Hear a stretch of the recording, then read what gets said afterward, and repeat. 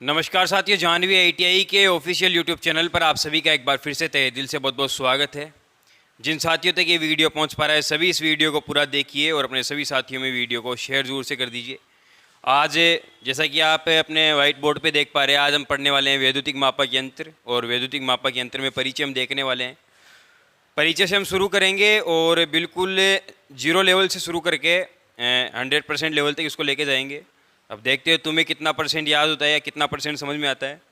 और आप सभी से निवेदन करता हूं कि यदि कोई चीज़ समझ में नहीं आए तो कमेंट में डाल दीजिए कि सर ये चीज़ समझ में नहीं, ये चीज़ दोबारा समझाए, तो वो चीज़ दोबारा से ज़रूर समझाई जाएगी। और आप सभी से निवेदन है कि आपको जो भी चीज़ समझ में नहीं है वो आप बीच में पूछ सकते हैं कि सर ये चीज़ दोबारा बताइए। ठीक है, हो सकता है कि थोड़ा बहुत डिस्टर्बेंस आपको हो इनके क्वेश्चन करने से, और हो सकता है कि आपका भी ध्यान के जो हमारे पास मोबाइल है उसकी वजह से भ्रमित हो कि यहाँ पे ये क्या चल रहा है। ठीक है, तो भ्रमित वगैरह कुछ भी नहीं होना है। क्योंकि देखिए, सबसे पहले हम वैद्युतिक मापक यंत्र का परिचय देखने वाले हैं कि वैद्युतिक मापक यंत्र क्या होते हैं। देखिए, वैद्युतिक जो मापक यंत्र होते हैं, विद्युत धारा की उपस्थिति और विद्युत धारा की जितनी भी आपके पास राशियाँ होती है उनकी यूनिट, मतलब कितनी विद्युत धारा कहाँ से फ्लो हो रही है, कितनी वोल्टेज कहाँ से फ्लो हो रही है, कितनी फ्रीक्वेंसी है, कितना पावर फैक्टर है, ये सभी जो भी आपको उपकरण बताते हैं, जो भी यंत्र बताते हैं, उनको हम बोलते हैं वैद्युतिक मापक यंत्र। अब जैसे कि मैं बताऊं आपको, कोई भी चीज़ मापने की कोई भी एक मीटर होता है किसी भी चीज़ मापने का। अब ऐसा तो है नहीं कि मीटर सिर्फ विद्युत में ही पाए जाएंगे, ऐसा थोड़ी है। मीटर तो हर जगह पाया जाता है। एक पानी को मापने वाला मीटर होता है, ठीक है, टेम्परेचर को मापने वाला मीटर होता है, हर प्रकार का एक मीटर पाया जाता है। तो इसी प्रकार से विद्युत की जितनी भी राशियाँ है सभी को मापने वाला जो यंत्र होता है उसको हम बोलते हैं वैद्युतिक मापक यंत्र। डॉक्टर साहब, ठीक है, जो भी विद्युत की राशियां है, जितनी भी विद्युत की राशियों को जिन यंत्रों से मापा जा सकता है उन यंत्रों को हम क्या कहते हैं भाई? वैद्युतिक मापक यंत्र। तो हम यहाँ पे क्या लिखेंगे? विद्युत राशियों को मापने वाला यंत्र क्या कहलाता है भाई? यंत्र वैद्युतिक मापक यंत्र कहलाता है। समझ गए? समझ में आ गई बात भाई? वैद्युतिक मापक यंत्र क्या होता है? विद्युत की जितनी भी राशियाँ होती है, विद्युत की राशियाँ कौन सी है? विद्युत की राशियाँ हो गई वोल्टेज हो गई, ठीक है, इसके बाद करंट हो गई, फ्रीक्वेंसी हो गई, ठीक है, बहुत सारी चीज़ें हैं, जैसे कि पावर फैक्टर हो गया, पीएफ हो गया। इसी प्रकार से आपके घर पे जो एनर्जी मीटर लगा हुआ है वो एनर्जी माप रहा है, यूनिट्स माप रहा है, कितनी यूनिट है। तो ये सभी क्या है? वैद्युतिक मापक यंत्र है। विद्युत की जितनी भी राशियाँ मापी जा रही है वो वैद्युतिक मापक यंत्रों के द्वारा ही मापी जाती है। अब यहाँ पे जो आपका वैद्युतिक मापक यंत्र है, ठीक है, मापक यंत्र, ये 2 प्रकार का होता है। ठीक है, कितने प्रकार का होता है भाई? 2 प्रकार का होता है। पहला होता है आपका प्राइमरी यंत्र। कौन सा भाई? प्राइमरी यंत्र। और इसके बाद में एक होता है आपका द्वितीयक यंत्र। कौन सा? द्वितीयक यंत्र। 2 प्रकार का यंत्र होता है, प्राइमरी यंत्र और द्वितीयक यंत्र। प्राइमरी यंत्र में क्या होता है कि सिर्फ और सिर्फ ये किसी भी चीज़ के होने की उपस्थिति को बताते हैं। क्या बताते हैं? उपस्थिति को बताते हैं। अभी जैसे कि मैं आपको बताऊं, आप इस दुनिया में हैं, इसका क्या प्रमाण है? आपके पास कोई प्रमाण है? आपसे कहूं कि क्या प्रमाण है आपके पास कि आप इस दुनिया में हैं अभी तक? क्या प्रमाण है? तो आप बोलोगे साहब हम भी इस दुनिया में हैं, हमारे पास आधार कार्ड है। मतलब आपका परिचय हो सके इस दुनिया के अंदर, आपके पास एक आधार कार्ड होता है। उसी प्रकार से प्राइमरी यंत्र क्या होते हैं कि सिर्फ और सिर्फ किसी चीज़ को उपस्थित होने को दर्शाते हैं कि यहाँ पे कोई चीज़ है। अभी जैसे कि एक कोई वायर जा रहा है यहाँ से, ठीक है, 2 वायर जा रहे हैं। मैं एक छोटी सी चीज़ पूछता हूँ, यहाँ से 2 वायर जा रहे हैं, ये एक वायर, ये दूसरा वायर, पहला वायर और ये दूसरा वायर। मैं आपसे पूछ लूँ कि यहाँ पे कौन से वायर के अंदर से करंट फ्लो हो रहा है, तो आप किस तरह से पता लगाओगे? किस तरह से पता लगाओगे? मैं आपसे पूछूं कि यहाँ पे 2 वायर है, दोनों वायरों में से एक में से करंट फ्लो हो रहा है, वो कौन सा वायर है जिसके अंदर से करंट फ्लो हो रहा है? तो आप क्या करोगे? Phase tester. ठीक है, सीधी सिंपल सी बात है, फेज टेस्टर आप उठाओगे, फेज टेस्टर उठा करके आप इनके टर्मिनलों पर टच करोगे, जहाँ पर भी नियॉन लैंप ग्लो करता है, ठीक है, फेज टेस्टर में जैसे कि आप सभी को पता है नियॉन लैंप पाया जाता है और वो 500 वोल्टेज पर काम करता है। कितने वोल्टेज पर भाई? 500 वोल्टेज पर काम करता है। जिस भी वायर पर लगाने से नियॉन लैंप का फेज टेस्टर का नियॉन लैंप ग्लो होगा वही आपका फेज वायर होगा। अर्थात यहाँ पर आपने क्या लगाया? फेज टेस्ट लगाया। यहाँ पे हल्की सी आपको रीडिंग दिखाई दे रही है, ठीक है, बत्ती जल रही है, इसका मतलब क्या है कि इस वायर के अंदर से करंट फ्लो हो रहा है। ठीक है, सीधी सिंपल सी बात थी। हमने क्या किया है, फेज टेस्टर उठाया, फेज टेस्टर से हमने पता लगाया कि यहाँ पे करंट फ्लो हो रहा है कि नहीं हो रहा है। हमें फेज टेस्टर ने बताया कि करंट फ्लो हो रहा है। तो वह यंत्र जो सिर्फ किसी राशि के होने की उपस्थिति को दर्शाते हैं, केवल और केवल उपस्थिति को दर्शाना, ठीक है। यहाँ पे फेज टेस्टर ने क्या किया, फेज टेस्टर ने सिर्फ तुम्हें इतना बताया कि यहाँ पे करंट है, सिर्फ इतना ही बताया, ठीक है। तो यहाँ पे प्राइमरी यंत्र कौन से होते हैं, प्राइमरी यंत्र कौन से होते हैं भाई, प्राइमरी यंत्र वह यंत्र होते हैं जो केवल किसी राशि के होने की उपस्थिति को, ठीक है, उपस्थिति को दर्शाते हैं, ठीक है भाई, दर्शाते हैं। समझ में आ गया। यहाँ पे प्राथमिक मापक यंत्र क्या होते हैं, जो प्राइमरी यंत्र होते हैं, प्राइमरी यंत्र क्या वर्क करते हैं, प्राइमरी यंत्र का काम सिर्फ इतना है, किसी भी राशि की उपस्थिति को दर्शाना। अब जैसे कि फेज टेस्टर, इसका उदाहरण हो गया एक, ठीक है, उदाहरण क्या हो गया इसका, एक तो हो गया आपके पास फेज टेस्टर, कौन सा भाई, फेज टेस्टर, और दूसरा हो गया आपके पास कंपास। कंपास भी तो आपको उत्तर दिशा के होने की उपस्थिति को बताता है, ठीक है भाई। कंपास भी तो आपको क्या बता रहा है, जो उत्तर दिशा है उसकी होने की उपस्थिति को बताता है। तो ये कुछ यंत्र है जो सिर्फ और सिर्फ किसी राशि के होने की उपस्थिति को दर्शा रहे हैं। लेकिन यहाँ पे हम कंपास को इसलिए नहीं ले सकते, हम बात कर रहे हैं विद्युत के लिए, ठीक है। तो विद्युत की उपस्थिति को फेज टेस्टर आपको दर्शाता है, तो फेज टेस्टर आपको लेना है। तो ये आपके यंत्र हो गए प्राइमरी यंत्र। प्राइमरी यंत्र क्या होते हैं भाई, किसी भी राशि के होने की उपस्थिति को दर्शाते हैं, जैसे कि फेज टेस्टर। यहाँ पे प्राइमरी यंत्र कंप्लीट हो गया। प्राइमरी यंत्र के बारे में सिर्फ इतना ही याद रखना है, प्राइमरी यंत्र की यदि डेफिनेशन पूछ ली जाए तो आपको सिर्फ इतना ही बताना है कि किसी भी राशि की उपस्थिति को जो बताते हो प्राइमरी यंत्र होते हैं। इसके बाद में बात आती है द्वितीयक यंत्र की बारी।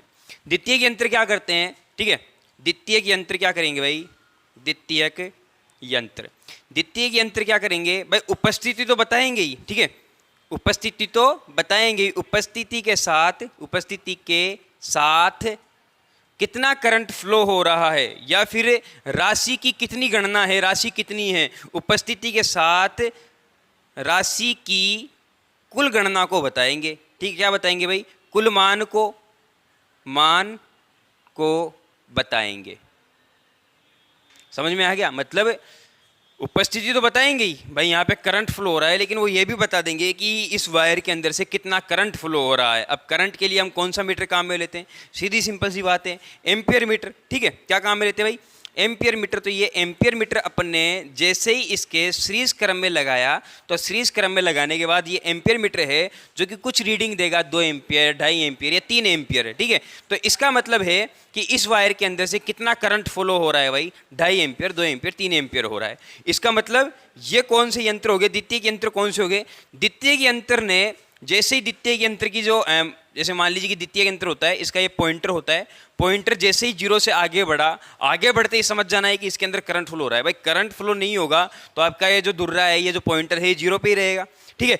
अब जैसे ही मान लो कि इसके अंदर से करंट फ्लो हो रहा है, इसके अंदर करंट है, तो पॉइंटर 0 से ऊपर बढ़ेगा, तो 0 से ऊपर बढ़कर के इसने क्या बताया कि वायर के अंदर करंट है। अब ये कितने एम्पियर पर जाकर के रुकेगा, कितने वोल्टेज के ऊपर जाके रुकेगा, ये किसके ऊपर डिपेंड करेगा, ये वायर के अंदर राशि का मान कितना है उसके ऊपर निर्भर करेगा। समझ में आ गई बात। तो ये कौन सा हो गया, द्वितीयक मापक यंत्र हो गया। द्वितीयक मापक यंत्र का क्या काम था भाई, उपस्थिति के साथ साथ क्या करता है भाई, राशि के मान को भी बताएगा, भाई इतने राशि है और यहाँ पे करंट है। समझ में आ गई बात है। अब इसके बाद में जो द्वितीयक मापक यंत्र होते हैं कुल 3 प्रकार के होते हैं। कितने प्रकार के होते हैं भाई, 3 प्रकार के होते हैं। पहला होता है सूचक मापक यंत्र, ठीक है, सूचक मापक यंत्र, इसे आप इंडिकेटिंग मापक यंत्र भी बोल सकते हैं। इंडिकेटिंग मापक यंत्र, ठीक है, सूचक मापक यंत्र बोल लीजिए, इंडिकेटिंग मापक यंत्र बोल लीजिए, बात वही है। दूसरी है यहाँ पर रिकॉर्डिंग मापक यंत्र। कौन से भाई, रिकॉर्डिंग मापक यंत्र। तीसरे यहाँ पे कौन से हो जाएंगे भाई, इंटीग्रेटिंग, ठीक है, इंटीग्रेटिंग मापक यंत्र।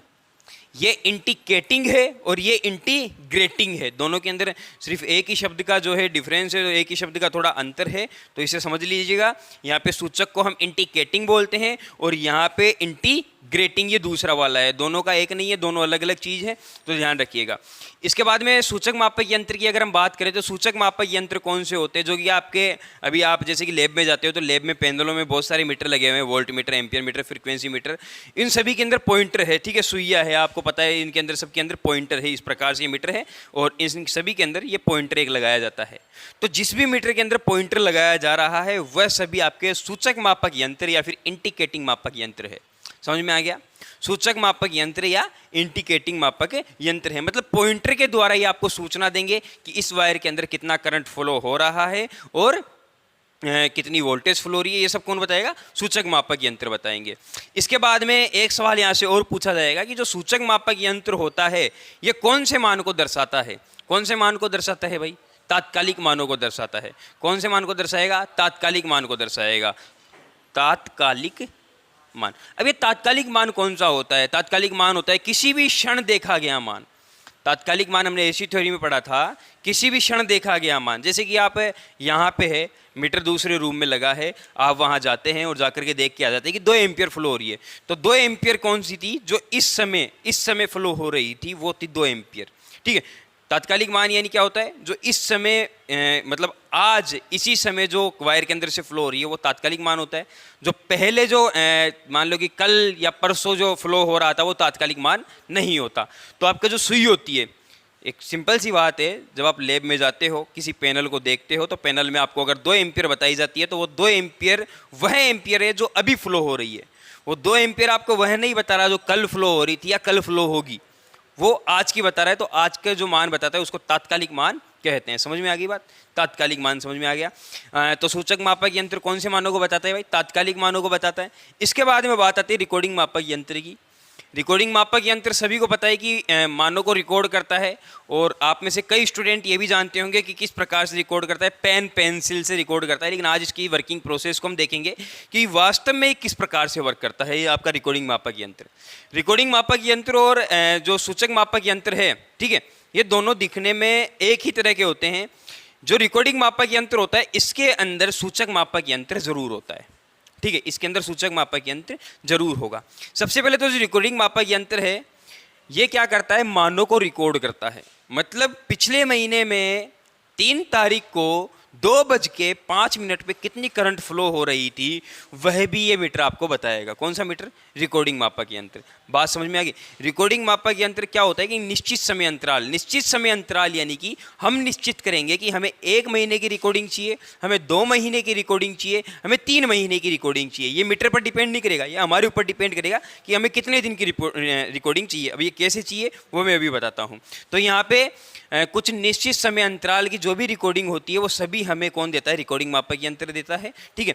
और यहाँ पे अगर रिकॉर्डिंग मापक यंत्र की मैं संरचना बताऊं तो यहाँ पे क्या होता है? एक सूचक मापक यंत्र लगा होता है। कौन सा मीटर है भाई? ये सूचक मापक यंत्र है, ठीक है। अब यहाँ पे इसी जो सूचक मापक यंत्र है इसी के पीछे से यहाँ से एक पेन होता है। क्या होता है? पेन होता है। अब पेट्रोल पंप पे आप सभी जाते हो, रोलिंग किया हुआ क्या होता है? एक पेपर लगाया जाता है जो कि आपको पर्ची काट के देता है, भाई आपने इतने का ऑयल गाड़ी के अंदर डलवाया, ठीक है।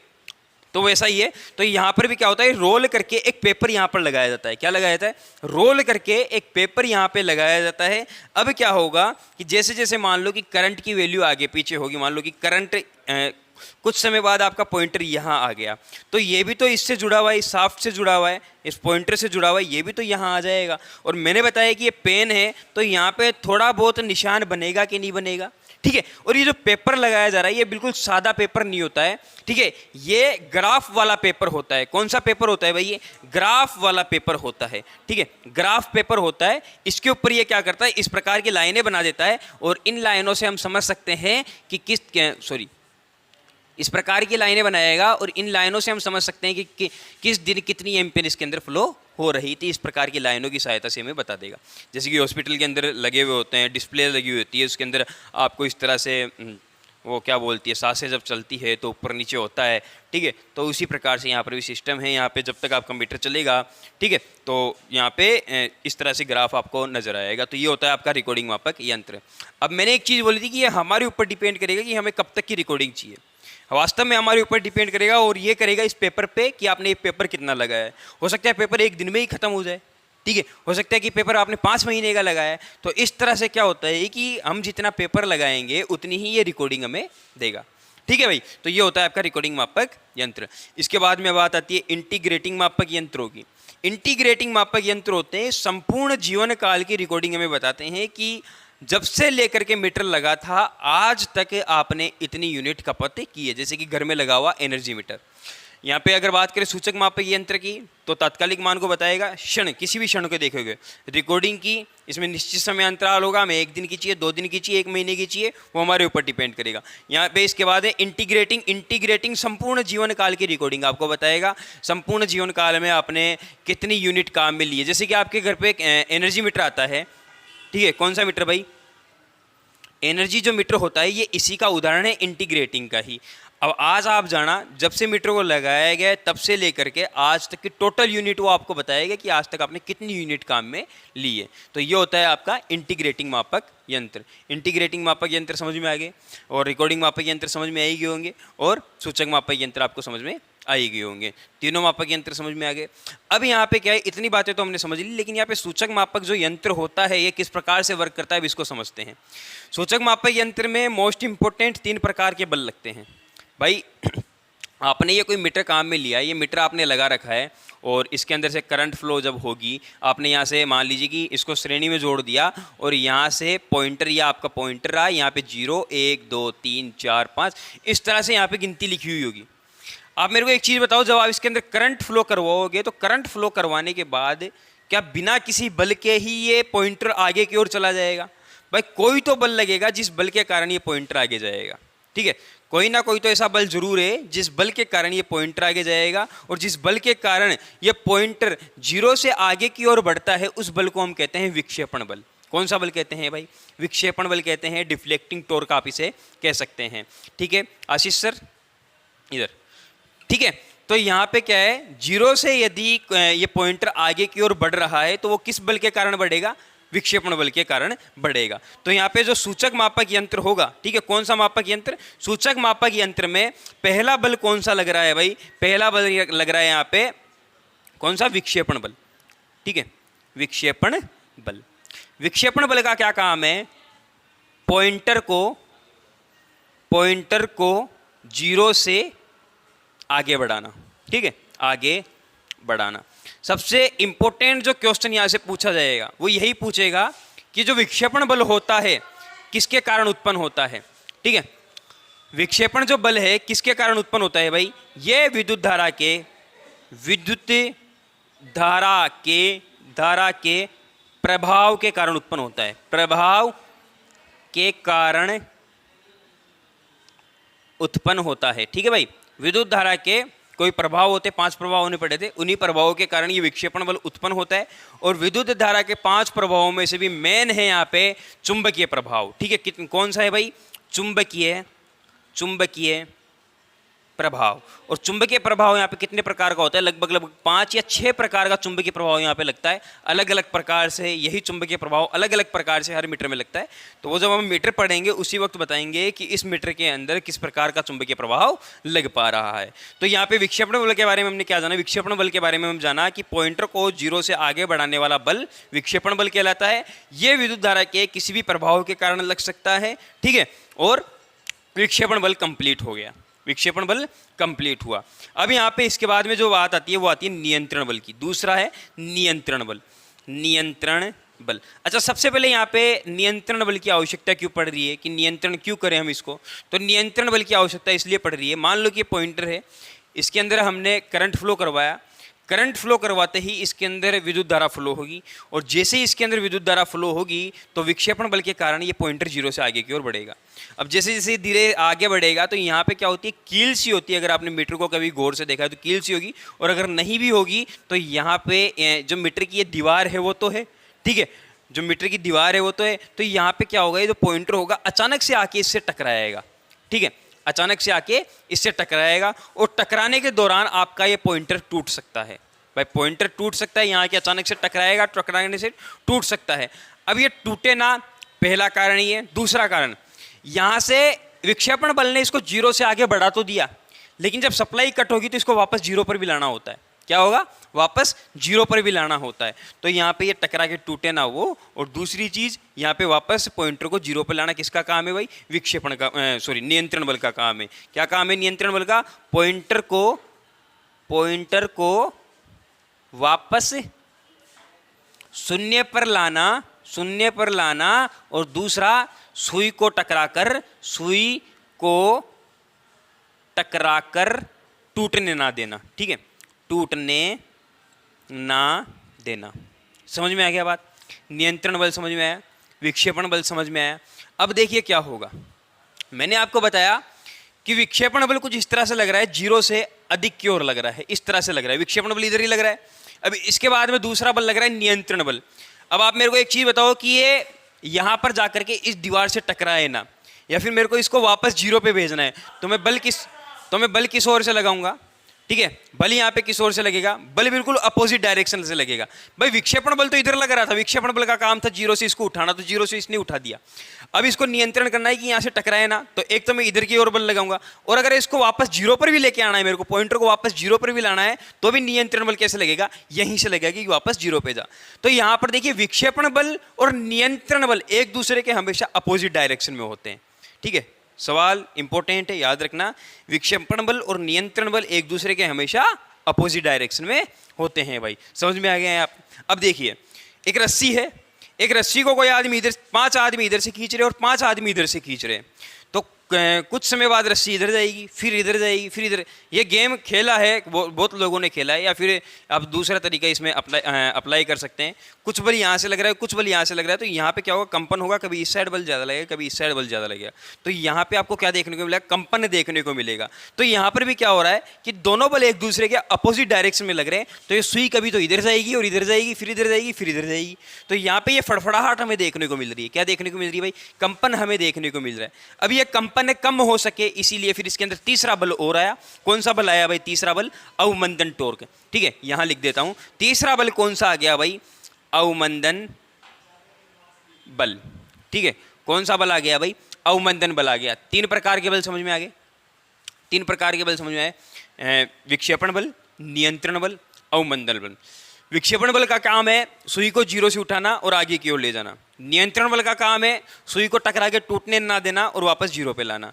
और अवमंदन बल का काम है, विक्षेपण बल और नियंत्रण बल दोनों एक दूसरे के अपोजिट डायरेक्शन में काम करते हैं, उसके दौरान हमारी सुई एक जगह रुक नहीं पाती, तो यहाँ पे एक तीसरा बल लगाया जाता है। इस मतलब सुई को एक ही जगह पर रखने के लिए, पॉइंटर को एक ही जगह पर रखने के लिए, वो बल होता है अपना अवमंदन बल। ठीक है, इतनी बातें समझ में आ गई। इसके बाद विक्षेपण बल तो इतना ही है, लेकिन जब हम नियंत्रण बल को देखते हैं तो किसी भी मीटर के अंदर ये नियंत्रण बल 2 प्रकार से लगाया जाता है। कितने प्रकार से लगाया जाता है भाई?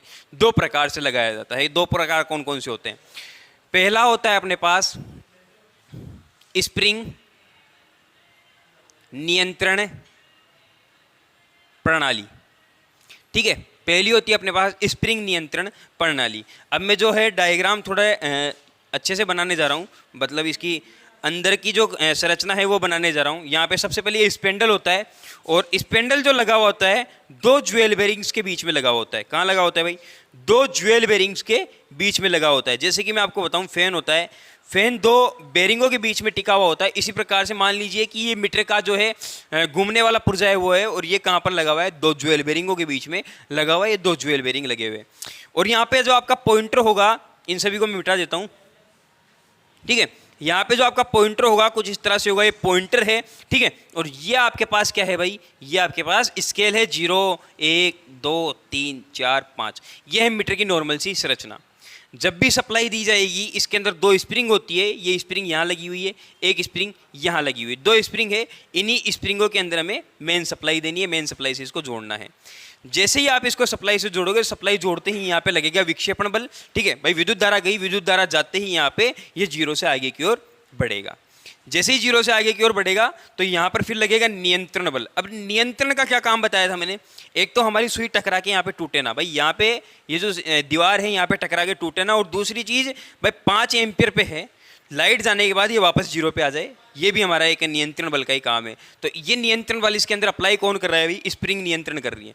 कैसे करेगी स्प्रिंग, ऐसे नियंत्रण करेगी इसको। आप सभी ने खिलौनों वाली गाड़ी देखी होगी, खिलौने वाली गाड़ी आती है जिसके अंदर आप चाबी भरते हो, ठीक है, चाबी भर के आप उसको चला देते हो, उसके अंदर क्या होता है कि रील टाइप एक स्प्रिंग होती है।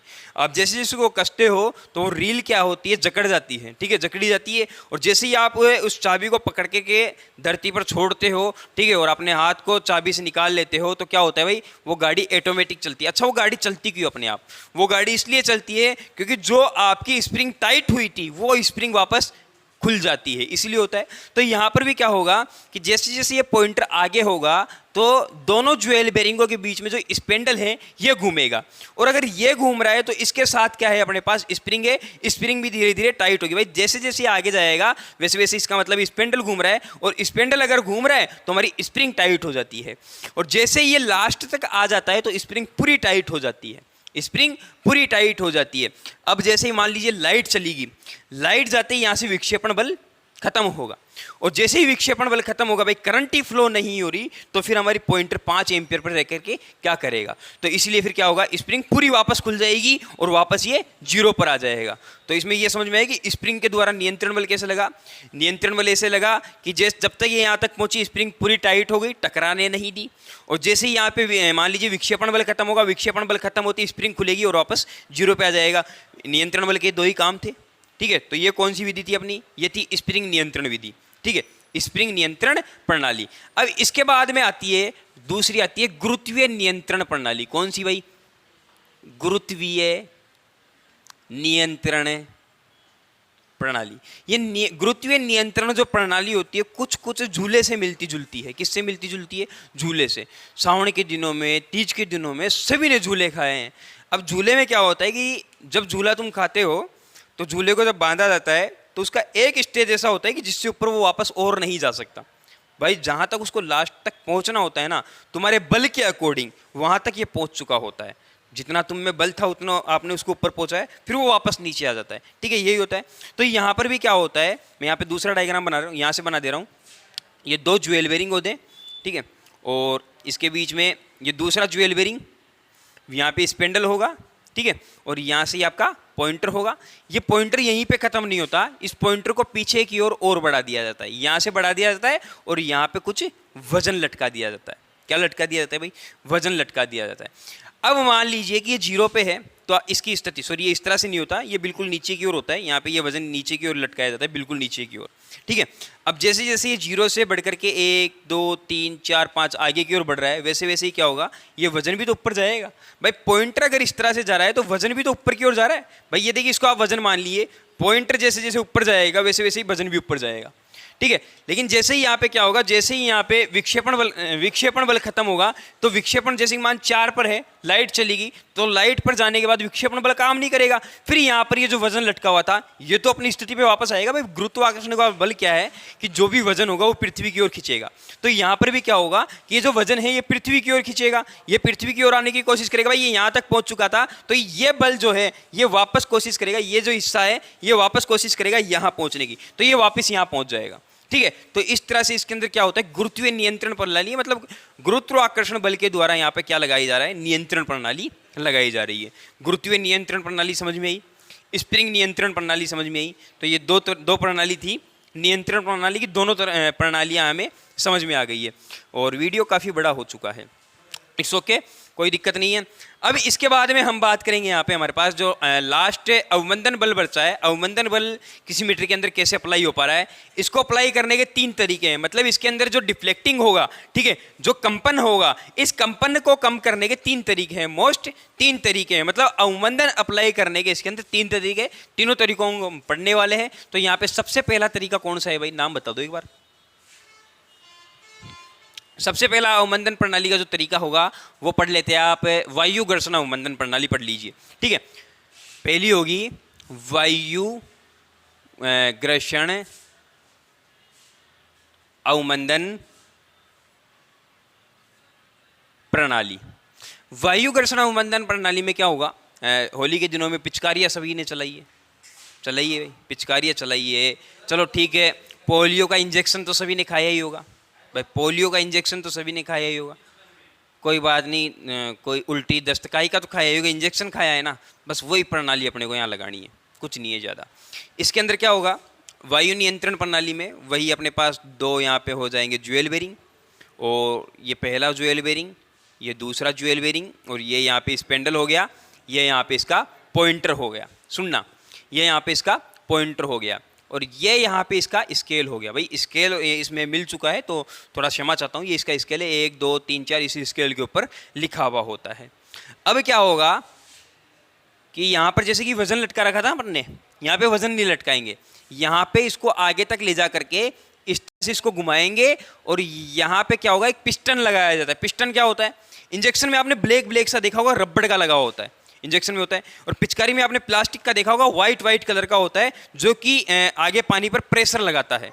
हाँ, आगे प्रेशर लगाता है पानी पे, 2 मिनट सुन लो, ठीक है, आगे पानी पे प्रेशर लगाता है। तो यहाँ पे क्या होगा कि वही पिस्टन यहाँ पे लगाया जाता है, और जैसे कि एक इंजेक्शन या पिचकारी एक वायु निर्वात नलिका में फिट होती है, वैसे ही इस जो आपका पिस्टन है, इसको वायु निर्वात, इसके अंदर इसको थोड़ा बड़ा बना देता हूँ इसी डायग्राम को, ये देखिए इस तरह से इसकी संरचना होती है, ठीक है, ये इसके अंदर ये आपका पिस्टन हो जाता है, ये पिस्टन हो गया। अब यहाँ पे क्या होगा कि जैसे जैसे आपका पॉइंटर आगे जाता है, वैसे वैसे ही ये जो पिस्टन है ये भी आगे आता है भाई, जैसे जैसे आपका पॉइंटर आगे जाएगा वैसे वैसे ये पिस्टन भी आगे जाएगा।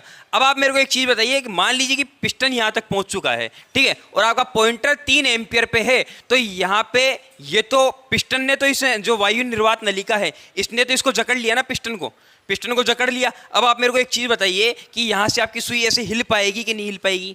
नहीं हिल पाएगी बिल्कुल भी। क्यों नहीं हिल पाएगी? क्योंकि पीछे से यहाँ से क्या कर रखा है, इस पिस्टन ने इसको जकड़ रखा है, और ये सुई को हिलने ही नहीं दे रही। क्या नहीं दे रही भाई? हिलने ही नहीं दे रही। ये थी पहली विधि, वायु घर्षण अवमंदन प्रणाली। इसके बाद में है आपकी द्रव्य घर्षण अवमंदन प्रणाली। कौन सी भाई? द्रव्य घर्षण अवमंदन प्रणाली। दूसरी हो जाएगी द्रव्य घर्षण अवमंदन प्रणाली।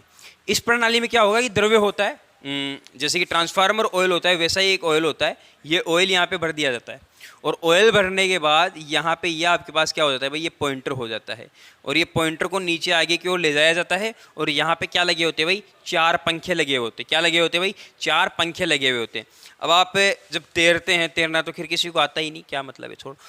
जब आप पानी के अंदर जाते हैं तो हाथ पैर हिलाने में थोड़ा सा जोर आपको आता है भाई। एक तो क्या होता है कि जब आप हाथ पैरों को यहाँ से हिला रहे हो तो बहुत आसानी से हिल पा रहा है, ठीक है, आराम से हिल रहा है। और इसी प्रकार से जैसे कि मैं आपको बताऊं, जैसे कि ऐसे मजाक तो उड़ाना मत, समझा रहा हूँ मैं आपको। अगर आप बाहर निर्वात के अंदर हाथ को अगर इस तरह से हिला रहे हो, देख हिल रहा है, कंपन हो रहा है, अगर इसी हाथ को तुम पानी में जाके लाओगे तो बहुत धीरे धीरे धीरे धीरे हिल पाएगा, ठीक है। तो यही होता है पानी के अंदर। क्या होता है कि यहाँ पर ये पंखे लगाए जाते हैं। सुनिए, पानी के अंदर यहाँ पे ये पंखे लगाए जाते हैं। ये जो पानी है, पानी नहीं है, ये ऑयल है, ठीक है, ये एक अचालक ऑयल है। ये अचालक जो ऑयल है इन पंखों को घूमने ही नहीं देता, और अगर घूमने नहीं देगा तो यहाँ पे बताइए कि अवमंदन टॉर्क लगेगा कि नहीं लगेगा? लगेगा। अब आपकी सुई नहीं फड़फड़ाएगी, ठीक है, ऐसे होता है यहाँ पे। तो ये होता है अपने पास द्रव्य घर्षण अवमंदन प्रणाली का, मतलब अवमंदन प्रणाली का दूसरा तरीका।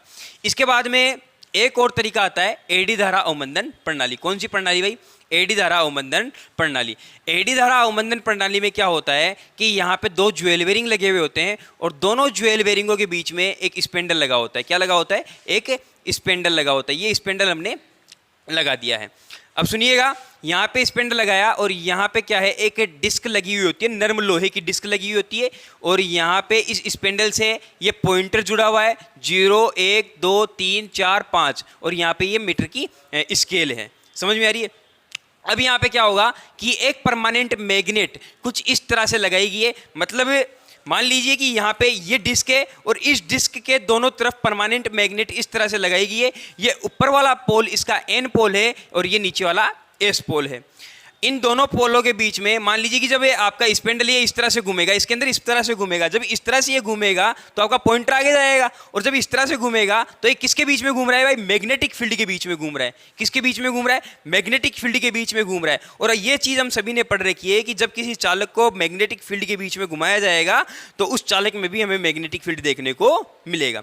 हम ये चीज पढ़ रखी है। तो यहाँ पे क्या होगा? एक और मैग्नेटिक फील्ड यहाँ पे जनरेट होगा, और मैग्नेटिक फील्ड जैसे ही जनरेट होगा तो यहाँ पे लेंज के नियम अनुसार यहाँ पे डिस्क में जो मैग्नेटिक फील्ड जनरेट हुआ है ये मेन मैग्नेटिक फील्ड का विरोध करेगा, उसी को जकड़ लेगा। तो यहाँ पे जब दोनों में जकड़न होगी तो यहाँ पे अवमंदन टॉर्क लगा के नहीं लगा भाई? दोनों में जकड़न होगी तो स्पिंडल नहीं घूम पाएगा, स्पिंडल नहीं घूम पाएगा तो आपका जो पॉइंटर है एक जगह पे रहेगा। तो यहाँ से भी क्या हो गया भाई? जो कंपन हो रहा था, कंपन गायब हो गया। अवमंदन प्रणाली के 3 तरीके थे। पहला था वायु निर्वात, और दूसरा था अपने पास द्रव्य वाला, और तीसरा था एडी धारा। तो ये थे अवमंदन प्रणाली की 3 प्रणालियाँ थी, तीनों हमने पढ़ लिए। 3 प्रकार के बल लगेंगे, 3 प्रकार के बल कितने कितने प्रकार से लगेंगे ये हम चीज़ें सभी ने पढ़ ली है। और अगर किसी को फिर भी कोई दिक्कत है तो बिल्कुल बता सकता है कि सर हमें ये दिक्कत है, वापस से इसको बताया जाएगा। आपको कोई समस्या है तो कमेंट जरूर कर दीजिएगा। धन्यवाद साथियों, हमारे साथ लास्ट तक बनने के लिए आप सभी का बहुत बहुत धन्यवाद।